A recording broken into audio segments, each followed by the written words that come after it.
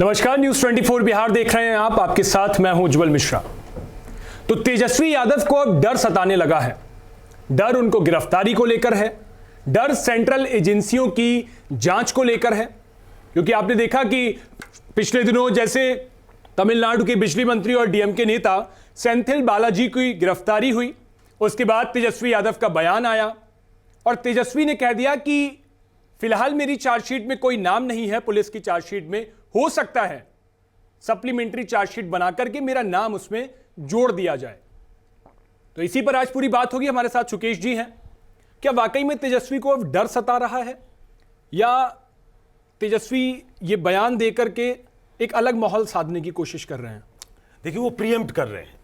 पिछले कुछ समय में पॉलिटिकल सर्कल्स में ये चर्चा है और विपक्षी दलों ने इसको लेकर बहुत हंगामा किया है कि केंद्र सरकार जो है वो चाहे वो ईडी हो, जो आजकल उनके हिसाब से सबसे बड़ा पोटेंट वेपन जिसको कहें पॉलिटिकली इस्तेमाल किया जा रहा है अपने विपक्षियों के खिलाफ सरकार कर रही है, चाहे सीबीआई हो चाहे इनकम टैक्स हो, उनके जरिए डराने की कोशिश हो रही है। और ये एक बड़ा एक जिस तरीके से विपक्षी कुनबा बढ़ रहा है, सभी विपक्ष के नेताओं का ये आरोप है कि सरकार विंडिक्टिव होकर काम कर रही है। और चूंकि अभी डीएमके के मंत्री का पकड़ा जाना, गिरफ्तार होना, वो एक मौका देता है ये बात अंडरलाइन करने का कि देखिए वहाँ ऐसा हुआ है। एक सुदूर दक्षिण में राज्य में एक मंत्री गिरफ्तार होता है, लेकिन उसकी गूंज कहाँ से सुनाई देती है? बिहार से। बिहार से जेडीयू के जो राष्ट्रीय अध्यक्ष हैं उनका बयान आता है, उनका ट्वीट आता है। फिर तेजस्वी यादव कहते हैं। देखिए, तेजस्वी यादव से लगातार पूछताछ हो रही है। जो एक उनके पिताजी जिस समय रेल मंत्री थे लालू यादव, उस समय एक स्कैम हुआ कि लैंड लिया गया, उसके बदले जॉब दिया गया और उसमें कई बार पूछताछ के लिए वो बुलाए जा चुके हैं। उनके दिल्ली के घर पे, उनके पटना के रेजिडेंस पे छापे भी पड़े हैं। तो ऐसे में वो एक प्रीएम्प्टिव मेजर के तौर पे इसको बताना चाहते हैं कि हमारी गिरफ्तारी हो सकती है या हमें तंग किया जा सकता है। ऐसा करके वो अपने सपोर्टर्स को भी लामबंद करने की कोशिश कर रहे हैं। क्योंकि देखिए, ईडी का एक्शन उसमें मेरिट हो ना हो, लेकिन वो एक पॉलिटिकल चर्चा का विषय हो गया है कि अपने विपक्षी के खिलाफ सरकार इस्तेमाल कर रही है और उसका फायदा तेजस्वी यादव उठाना चाहते हैं, उसका पॉलिटिकल डिविडेंड उठाना चाहते हैं। और मुझे लगता है कि इसी वजह से उन्होंने बयान दिया। तो आपको क्या वाकई लगता है जैसे लालू यादव का चारा घोटाले में नाम आया, उसके बाद अब एक नया ये घोटाला जो सामने आया? नाम नहीं आया, वो कन्विक्ट हुए। हाँ, पूरा मतलब चारे घोटाले में वो कन्विक्टेड है, जेल रहे, सब कुछ हुआ। तेजस्वी वही चीज साधने की, सिंपैथी लेने की कोशिश कर रहे हैं जनता की, जिससे एक बड़ा सा, क्योंकि इस टाइम वो एक अच्छे पद पर हैं, बिहार में उप मुख्यमंत्री के पद पर हैं और जनता की सिंपैथी इससे मिलेगी। जिस तरह वो कह रहे हैं कि दबाव डाला जा रहा है, सरकार एजेंसियां ला रही है, हमारा नाम लिया जाएगा अभी, तो सिंपैथी मिलेगी। देखिए, वो 2020 का चुनाव हार गए थे, उनका गठबंधन चुनाव हार गया था। बाद में नीतीश कुमार अलग हुए, आज वो सरकार में है और बिहार से ही ये सारी विपक्षी एकता की कवायद शुरू हुई है, जिसमें नीतीश कुमार सबसे बड़े अगुवा के तौर पे हैं। नीतीश कुमार हर जगह तेजस्वी यादव को लेकर साथ जा रहे हैं। वो एक सॉलिडारिटी दिखाने की कोशिश है कि अब हम दोनों साथ साथ हैं, जो दो बड़े दल साथ साथ हैं। और जैसे जैसे विपक्ष का कुनबा बड़ा हो रहा है, वैसे वैसे हमले भी तेज हो गए। दो बयान आए हैं। देखिए, नीतीश कुमार का ये कहना, आज फिर से उन्होंने कहा कि मैं कहता हूं इसलिए क्योंकि केंद्र सरकार का अख्तियार है, वो चुनाव तो पहले करा सकती है। क्योंकि विपक्ष जैसे जैसे एक होगा तो सरकार को ऐसा लगेगा कि इनके एक होने के पहले, इनके स्ट्रांग होने के पहले चुनाव करा दिया जाए। ये भी चुनाव से जोड़कर, ये तो साफ साफ चुनाव से जोड़कर है। और दूसरा जो इशू एक बड़े लेवल पे उठाना चाहते हैं तेजस्वी यादव, पहले भी बोल चुके हैं और अब चूंकि डीएमके के मंत्री के खिलाफ भी कार्रवाई अभी हाल में हुई है, तो वो इस बात को फिर से अंडरलाइन करके ये बताना चाहते हैं अपने समर्थकों को, अपने काडर को और खास तौर पे अपने टर्फ पे मजबूत होने के लिए कि ये सब कार्रवाइयां होंगी मेरे खिलाफ, तो कौन होगा ढाल, कौन उनको मजबूत करेगा? कोई भी नेता मजबूत तभी होता है जब उसके साथ जनता होती है, जब उसके पास नंबर्स होते हैं। बिहार से 40 सीटें लोकसभा में आती है। पिछली बार लालू यादव की पार्टी का एक भी सांसद पूरी 40 में नहीं था। 39 सीटें जीती थी एनडीए ने, 1 सीट जीती थी कांग्रेस। आरजेडी का खाता नहीं खुला था। विधानसभा में उनका प्रदर्शन अच्छा था, लेकिन लोकसभा में बहुत ही बेहद शर्मनाक, निराशाजनक प्रदर्शन रहा था आरजेडी का। तो वो नंबर्स जो है वो नेताओं को ताकत देती है, और नंबर्स के लिए उनके काडर का एक होना जरूरी है। और इसलिए अपने काडर को ऑन टोज करने के लिए, अपने काडर को इंथूज करने के लिए मुझे लगता है कि तेजस्वी ये बयान दे रहे हैं। तेजस्वी हाल के दिनों में जिस तरीके से उनसे पूछताछ हुई है, हाल के दिनों में जो अपने आप को वो पेश कर रहे हैं, कुछ समय पहले नीतीश कुमार ने उनको ऐसा साफ सिग्नल दिया था कि 25 में वही मुख्यमंत्री पद के उम्मीदवार हैं। तो ऐसे में वो 2025 की तैयारी कर रहे हैं और 2024 वो देख रहे हैं सेंटर की तरफ, और वो चाहते हैं कि नीतीश कुमार सेंटर की तरफ आ जाएं। और बिहार में उन्होंने जैसा वादा किया है कि 2025 में हम चेहरे हों, तो हम चेहरे हो जाएं। और इसके लिए बार बार मैं कहता हूं कि एक सॉलिडारिटी जरूरी है, जो अभी दोनों साथ मिलकर चलते हुए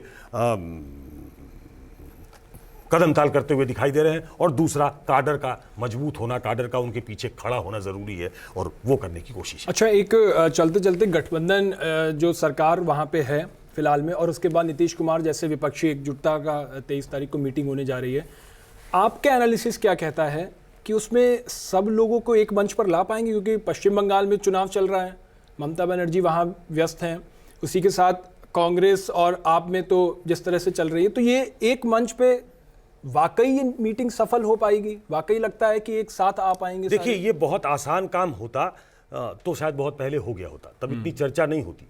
ये एक मुश्किल काम है। आप एक ऐसे पॉलिटिकल जायंट के सामने खड़े हैं जो अपना चुनाव आज तक नहीं हारा। नरेंद्र मोदी का ट्रैक रिकॉर्ड अभी तक ये है कि जब से वो सीएम बने तब से गुजरात में अपना कोई चुनाव वो नहीं हारे। जब से वो पीएम बने 2014, 2019, 2014 के बाद 2019 में तो और थंपिंग मेजॉरिटी के साथ 303 तो उनकी खुद की संख्या थी, तो वो अपना चुनाव नहीं हारे हैं। और आज की तारीख में जो काउ बेल्ट की पार्टी थी बीजेपी, उसने अपने आप को फैलाव भी दे दिया है। तो ऐसे में जिस तरीके से उन्होंने अपनी कॉन्स्टिट्यूएंसी को एड्रेस किया है, बढ़ा लिया है अपना वोट बैंक। एक जमाना ऐसा था कि कांग्रेस के खिलाफ लामबंद होकर सभी पार्टियां लड़ती थी। याद करिए जनता पार्टी का जमाना। एक ही मंच पे बीजेपी के भी लोग थे, लेफ्ट के भी लोग थे, क्योंकि कांग्रेस ताकतवर थी। सिचुएशन बदल गई है, आज बीजेपी ताकतवर है और सब एक होना चाहते हैं। ये काम आसान नहीं है, लेकिन नीतीश कुमार ने इसको प्रिलिमिनरी लेवल पे आप उनको सफल बता सकते हैं, क्योंकि चाहे वो ममता बनर्जी हो और कांग्रेस हो, वो दोनों को साथ लाने में कामयाब हो गए हैं। कांग्रेस और अरविंद केजरीवाल के रिश्ते आज के जो बयान आए हैं उससे भी आपको पता लगेगा कि उनके प्रवक्ता कहते हैं, जो मंत्री भी हैं सौरभ भारद्वाज, कि आप दिल्ली और पंजाब में छोड़ दें अगर अपना स्टेक, तो हम मध्य प्रदेश और राजस्थान, मध्य प्रदेश छत्तीसगढ़ राजस्थान छोड़ने को तैयार हैं। ऐसे में अरविंद केजरीवाल भी उस बैठक में जा रहे हैं, कांग्रेस तो बैठक में होगी, और कांग्रेस के मल्लिकार्जुन खड़गे, राहुल गांधी होंगे। अखिलेश यादव से हालिया संबंध कांग्रेस के बहुत अच्छे नहीं हैं, लेकिन अखिलेश यादव भी मीटिंग में होंगे। तो ये मीटिंग सिर्फ एक फोटो ऑप नहीं है। मैंने आपको कल भी कहा था कि एक मीटिंग एक कॉन्क्रीट लेवल पे उसकी तैयारी हुई है, चूंकि एक जो पहले राउंड की बैठक है वो सबके साथ हो चुकी है। तो ये बैठक आगे बढ़ने के लिए है कि हम क्या नीति, क्या हम जनता के सामने रख सकते हैं, क्योंकि ये जितने नेता हैं, चाहे वो नीतीश कुमार हो, चाहे वो शरद पवार हो, चाहे वो राहुल गांधी हो, चाहे वो मल्लिकार्जुन खड़गे हो, फारूक अब्दुल्ला हो, ममता बनर्जी हो, अखिलेश यादव हो, ये सब बड़े कद के नेता है, अरविंद केजरीवाल हो, ये सब बड़े कद के नेता। इनको मालूम है कि सिर्फ एक साथ कॉबल करके साथ आ जाने से ही नंबर्स नहीं आएंगे। उसके लिए एक नीति जनता के सामने रखना पड़ेगा, अपना एक एजेंडा सामने रखना पड़ेगा, अपना एक पॉलिटिकल नैरेटिव सामने रखना पड़ेगा। और मुझे लगता है कि ये बैठक उसको फाइन ट्यून करने के लिए है। मेरी जो जानकारी है उसमें जो मुख्य काम होगा वो शायद शरद पवार के हाथ में होगा कि क्या ड्राफ्ट किया जाता है, हमको किन मुद्दों पे लड़ना है, क्या हम नरेंद्र मोदी के सामने, जनता के सामने रखेंगे। तो शरद पवार चूंकि मुख्यमंत्री रह चुके हैं, केंद्र सरकार में बड़े लेवल पे काम कर चुके हैं, वो डिफेंस मिनिस्टर रह चुके हैं, वो एग्रीकल्चर मिनिस्टर लगातार यूपीए सरकार के दौरान थे, और एक बहुत ही श्रूड पॉलिटिकल ब्रेन माना जाता है शरद पवार को, तो शरद पवार वो जिम्मेदारी उठा सकते हैं। तो ऐसे में मैं ये मानता हूं कि 23 की ये मीटिंग बहुत हद तक एक कदम आगे बढ़ने के लिए है। अब अगर आप उसमें कहेंगे कि कौन कितनी सीटें लड़ेगा, बंगाल में कैसे होगा, उत्तर प्रदेश में कैसे होगा, जब अखिलेश और कांग्रेस एक साथ आना नहीं चाहते, तो एक फोटो ऑप से हो जाएगा क्या? नहीं, शायद एक मीटिंग में मुश्किल नहीं होगा, लेकिन एक साथ बैठना, एक मंच पे बैठना, और पहले ये मीटिंग प्रपोज पहले थी, राहुल गांधी और मल्लिकार्जुन खड़गे की अवेलेबिलिटी को देखते हुए ये मीटिंग 23 को बुलाई गई है, ताकि ऐसा लगे कि एक सीरियस पॉलिटिकल ब्रेनस्टॉर्मिंग चल रही है। 23 तारीख का इंतजार करना पड़ेगा कि 23 को उस बैठक में क्या होता है और विपक्षी एकता में वो कितना कदम आगे चल पाते हैं, क्योंकि अब समय कम है। नीतीश कुमार बार बार इसकी तरफ इशारा कर रहे हैं कि समय कम है, और एक 1:1 फाइट जिसकी उनकी परिकल्पना है कि ऐसे में बीजेपी को हराया जा सकता है, उसके लिए एक होना पड़ेगा विपक्ष को। क्या विपक्ष ऐसा होने को तैयार है? क्या कांग्रेस कंसीड करने को तैयार है? क्या एक कॉमन ग्राउंड ऐसा बनेगा जिस पे सब एक होंगे? क्या कोई चेहरा भी होगा? क्या नीतीश कुमार एक चेहरे के तौर पे स्थापित हो जाएंगे, मान लिए जाएंगे कि नीतीश कुमार के सामने ये मौका है, नीतीश कुमार के पर ये ओनस है कि वो लीड करें? क्या कांग्रेस मान जाएगी इसके लिए? बाकी हो सकता है विपक्षी दल मान जाए, लेकिन क्या कांग्रेस वो रूम देने को तैयार है? खासतौर पर कर्नाटक के चुनाव के बाद जबकि उसकी जीत हुई है, मध्य प्रदेश में वो बहुत दम भर रहे हैं कि हम जीतेंगे। तो ऐसे में मुझे लगता है कि बहुत आसान काम नहीं है, और मैं फिर से कहता हूं ये बहुत आसान होता तो अब तक ये गठबंधन हो गया होता। तो पॉलिटिक्स में एक और एक 2 नहीं होता, कई बार 11 भी होता है, तो उसके लिए वेट करना चाहिए कि कैसे पैन आउट करता है। अच्छा, आपकी जानकारी क्या कहती है इस मीटिंग में लोकसभा चुनाव की रणनीति के साथ साथ जब सारे बड़े नेता बैठेंगे तो विधानसभा चुनावों की भी बात होगी? नहीं, मुझे लगता है कि सिर्फ लोकसभा चुनाव की बात होगी। सौरभ भारद्वाज ने जैसे बयान दे दिया है, तो वहां हो सकता है ये बात छिड़ जाए। देखिए, ये पॉलिटिक्स में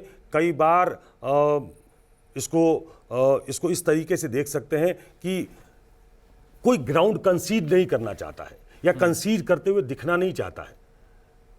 सौरभ भारद्वाज अपनी पार्टी का पक्ष रख रहे हैं, वो तब तक इस तरीके से बयान देंगे जब तक कोई फाइनल कॉन्क्रीट कोई शेप नहीं ले लेता है ये गठबंधन। अगर ये गठबंधन कंक्रीट शेप ले लेगा तो इस तरीके के बयान आने बंद हो जाएंगे। अभी कांग्रेस की तरफ से भी आएंगे, अभी समाजवादी पार्टी की तरफ से भी आएंगे, क्योंकि कोई अपना पॉलिटिकल टर्फ छोड़ना नहीं चाहता है।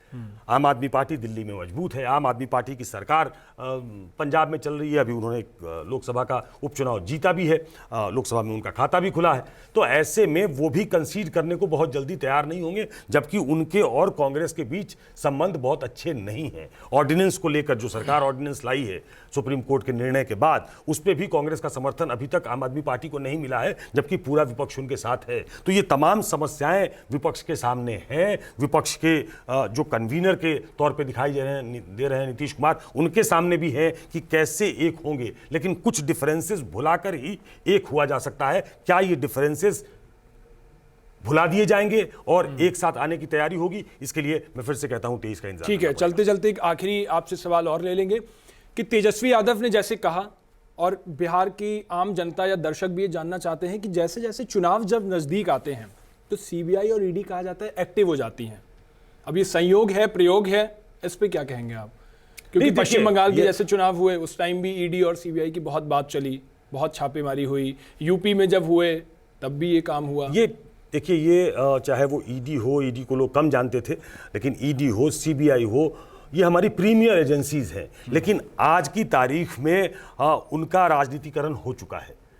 अब वो सही कार्रवाई भी अगर हो रही हो तो जो सपोर्टर है किसी खास पार्टी का, उसको समझ में आता है कि ये परेशान करने के लिए किया जा रहा है, ये विक्टिमाइज किया जा रहा है, ये थ्रेटन किया जा रहा है, और इसलिए ये कार्रवाई हो रही है। तो इसमें बहुत ही कॉन्क्रीट तरीके से कुछ कहना बहुत मुश्किल है कि उन केसेस में कितना दम है, लेकिन अपनी पॉलिटिकल कॉन्स्टिट्यूएंसी को ये समझाना और ये बताना, उनके दिमाग में ये उतारना कि हमारे ऊपर ये दबाव डाला जा रहा है क्योंकि हम सामने खड़े हो गए हैं, हम नरेंद्र मोदी और उनकी सरकार के सामने खड़े हैं, इसलिए हमको विक्टिमाइज किया जा रहा है। तो ये दोनों तरफ से ये पॉलिटिकल नैरेटिव चलेगा, और इसलिए आपने देखा होगा नरेंद्र मोदी लगातार कह रहे हैं कि ये भ्रष्टाचारियों का गठबंधन है। वो अखिलेश यादव की तरफ इशारा करते हैं, वो लालू यादव की तरफ इशारा करते हैं, वो तमाम ऐसे दलों की तरफ इशारा करते हैं जिनके ऊपर भ्रष्टाचार। आज के दिन में वो बंगाल की मुख्यमंत्री ममता बनर्जी की तरफ भी इशारा करते हैं, क्योंकि उनके भतीजे भी फंसे हुए हैं। तो उनकी तरफ से ये नैरेटिव बिल्ड करने की कोशिश होगी कि तमाम ऐसे लोग जिन पे भ्रष्टाचार के दाग हैं वो सब एक साथ हो गए हैं। दूसरी तरफ से ये कोशिश होगी कि इनकी तरफ से जो कहा जाता है बार बार कि इनके पास एक वॉशिंग मशीन है और उस वॉशिंग मशीन में जाकर सब धुल जाते हैं। शिंदे गुट जिनके साथ वो महाराष्ट्र में आज सरकार चला रहे हैं, उनके बहुत सारे नेता जो हैं वो ईडी की जांच में थे, लेकिन अब उन पे ईडी की कार्रवाई की खबरें आप नहीं सुनते होंगे। और इसीलिए ये डाउट होता है कि क्या ये प्रयोग तो नहीं है। ये जाहिर तौर पे संयोग कई बार नहीं लगता, प्रयोग लगता है। और ये चूंकि लोगों के दिमाग में आएगा, इसलिए अपनी पॉलिटिकल कॉन्स्टिट्यूएंसी को एड्रेस करना और इस तरीके से समझा पाना शायद आसान होगा कि ये विक्टिमाइजेशन की पॉलिटिक्स है। तो ये देखना दिलचस्प रहेगा कि तेजस्वी यादव ने जो बयान दिया है, इसकी जानकारी तो वही दे सकते हैं कि वाकई में उन्हें कहीं सूत्रों से खबर मिली है या फिर उन्होंने जनता को सिंपैथी गेन करने के लिए ये बयान दिया है। और इसी के साथ आज जो हमारी चर्चा का निष्कर्ष निकला वो पटना की मीटिंग को लेकर भी निकला है कि वहां पर किस तरह से सारे नेता साथ आने वाले हैं। और अगर ये इतना आसान सा होता तो शायद बहुत पहले हो गया होता, ये भी बात थी। सुकेश जी, समय देने के लिए बहुत बहुत धन्यवाद। आप सभी का भी